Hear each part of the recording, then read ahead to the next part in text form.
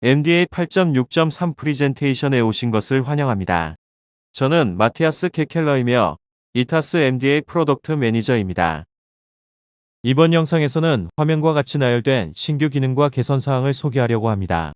영상 하단 설명 부분에 건너뛰기 마크를 클릭하시면 원하는 주제로 바로 이동하실 수 있습니다. 우선 측정 파일에 첨부 파일과 레퍼런스 파일을 색인으로 표시하는 파일 익스플로러의 개선 사항을 소개해 드리겠습니다. MDA8의 파일 익스플로러는 설정에 지정된 모든 파일을 열거하여 보여줍니다. 이미 이전 버전에서도 A2L 파일이나 데이터셋과 같은 MDF에 포함된 파일을 표시할 수 있었습니다. 이러한 추가 내용을 MDF 파일에 저장할지 여부는 인카 사용자 옵션을 통해 정의할 수 있었습니다. 그런데 이번 MDA 8.6.3은 레퍼런스 파일 및 링크 파일도 나타낼 수 있습니다. 예를 들어 AFF 파일 엔트리에는 버스 트레이스 파일과 캠버스 디스크립션 파일도 표시 가능합니다.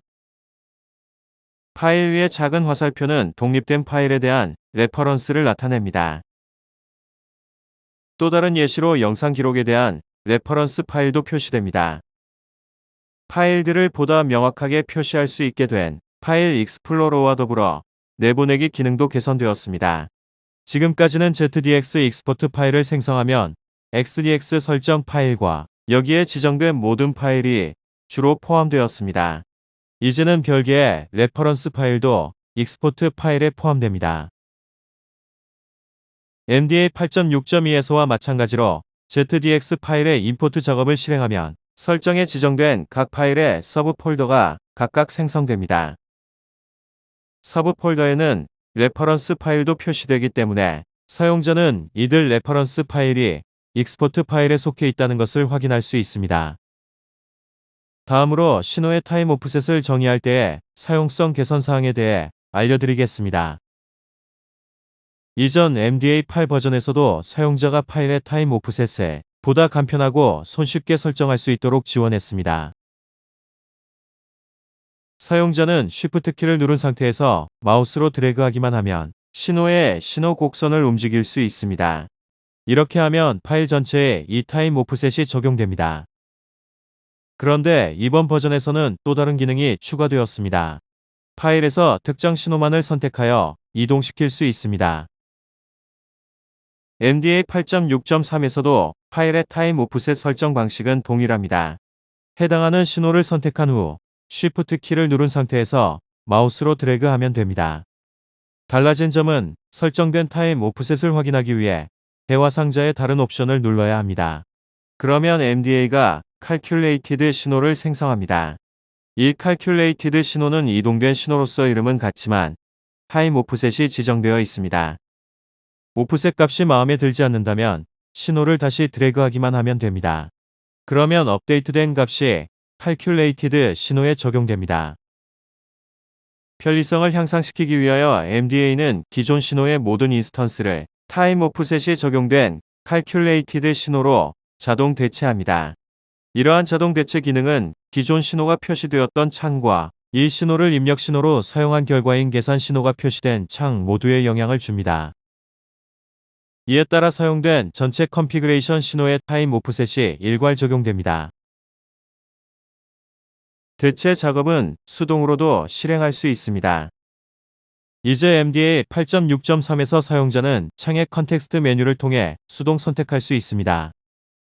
이를 통해 타임 오프셋이 적용되지 않은 기존 신호 상태로 신속히 복귀할 수도 있습니다. 여기서 제가 반드시 짚고 넘어가고 싶은 부분이 있습니다.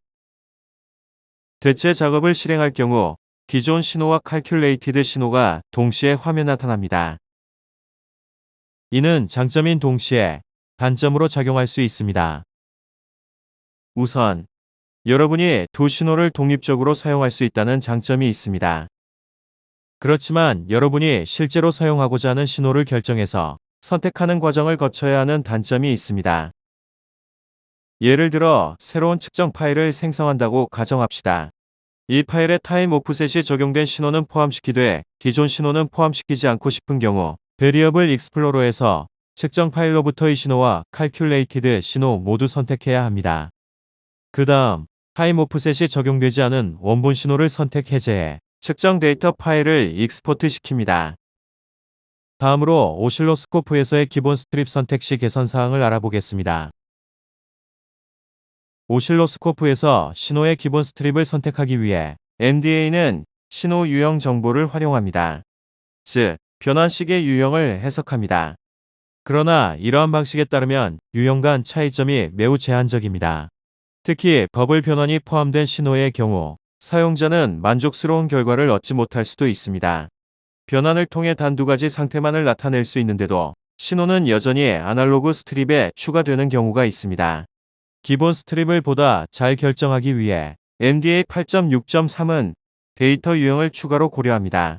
데이터 유형이 1비트로 정의된다면 MDA 8.6.3은 신호를 실제 변환식과는 별개로 불리한 스트립에 삽입합니다. 이를 통해 다양한 이뉴머레이션의 기본 표현을 보다 개선된 방식으로 표시할 수 있습니다. 그러나 사용자는 불리한 스트립의 다른 신호들도 나타내고 싶을 수 있습니다. 하지만 아쉽게도 MDA는 단순한 기준을 적용해서는 이러한 경우를 파악하기 어렵습니다. 그럼에도 불구하고 사용자가 신호를 불리한으로 처리할 수 있는 방법이 있습니다. 일단 한번 불리한으로 처리되면 MDA는 이러한 지정을 계속 유지하고 동일한 신호명을 가진 신호들을 측정 파일과는 별개로 불리한 스트립에 삽입합니다. 이번에는 구체적인 사례에 적용되는 새로운 기능을 보여드리도록 하겠습니다. 전기자동차에 있어서 배터리 충전 상태는 매우 중요한 요소입니다. 이는 전체 배터리 시스템뿐만 아니라 개별 배터리 셀에 있어서도 중요한 요소입니다. 따라서 MDA 8.6.3에는 배터리 불균형표라는 새로운 기능이 추가되었습니다. 이 기능은 드래그 및 드롭을 통해 신호를 추가하는 방식처럼 일반적인 MDA 작동 방식을 따르고 있습니다. 이 기능의 핵심은 3개의 열로 구성된 표입니다. 좌측에 신호 이름이 나타납니다. 우측에는 개별 배터리 셀의 전압이 나타납니다. 가운데 열에는 개별 셀이 모든 셀의 평균 전압으로부터 얼마나 벗어나 있는지가 나열됩니다. 이 표는 불균형을 나타내는 가운데 열을 기준으로 배열될 수 있습니다. 가운데 열이 불균형의 내림차순으로 배열된다면 이 표는 현재 선택된 시점에서 전체 배터리 시스템의 가장 적합도가 높은 셀을 순서대로 배열할 것입니다. 표의 상단에는 표에 지정된 신호의 수 또는 평균, 그리고 최소 및 최대 전압 등 일반적인 데이터가 표시됩니다. 모든 데이터는 현재 선택한 시점과 연결되어 나타납니다. 즉, 사용자가 설정한 시점에 해당되는 데이터가 동기화되어 나타나기 때문에 사용자는 오실로스코프에서 특정 시점을 선택해 불균형표에서 보다 자세히 분석할 수 있습니다.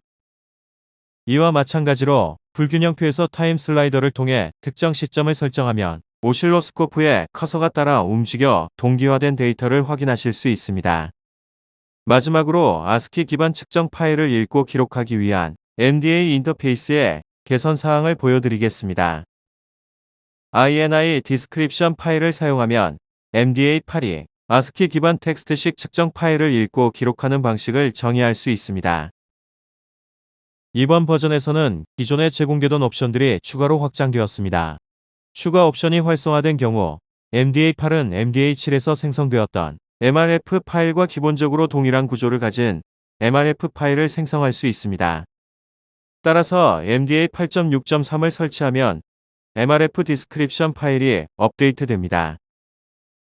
새로운 옵션의 기능에 대해 살펴보겠습니다. MDA의 익스포트 창에서는 지원되는 모든 파일 형식을 드롭다운 형태로 볼 수 있으며 여기에서 MRF 형식을 선택할 수 있습니다. 보통 텍스트 형식의 파일이 생성되면 리샘플링 옵션도 사용됩니다. 보시다시피 저는 MDA 7로 MRF 파일을 미리 준비해 놓았습니다. 좀 더 쉽게 확인할 수 있도록 두 개의 엑셀 파일을 모두 열어 비교해 보겠습니다. 새로운 옵션을 통해 열이 추가로 생성된 것을 확인하실 수 있습니다. 이 열은 모든 데이터 행의 첫 번째 열로 행의 색인을 나타냅니다. 물론 두 파일의 신호 데이터는 모두 동일합니다. 블록으로 표시된 두 파일의 데이터들이 보여주는 가장 큰 차이점은 MDA 8의 경우 기존 파일에서 첫 번째 샘플이 사용 가능할 때만 값을 기록한다는 점입니다. 바로 그 위에서도 또 다른 차이점을 확인하실 수 있습니다. MDA7에서는 기기의 이름을 각 행에 나눠 표시할 수 있습니다. MDA8에서 이 기능은 다음 버전에서부터 제공될 예정입니다. 마지막으로 MDA 8.6.3의 주요 변경사항을 간략하게 보여드리며 프리젠테이션을 마치겠습니다. 더 자세한 정보는 왓츠 뉴 슬라이드를 참고하시기를 바랍니다. 본 내용을 포함한 관련 자료들은 MDA8에서 직접 확인하시거나 이타스 홈페이지에서 찾아보실 수 있습니다. MDA8에 관심을 가져주신 여러분께 감사드립니다.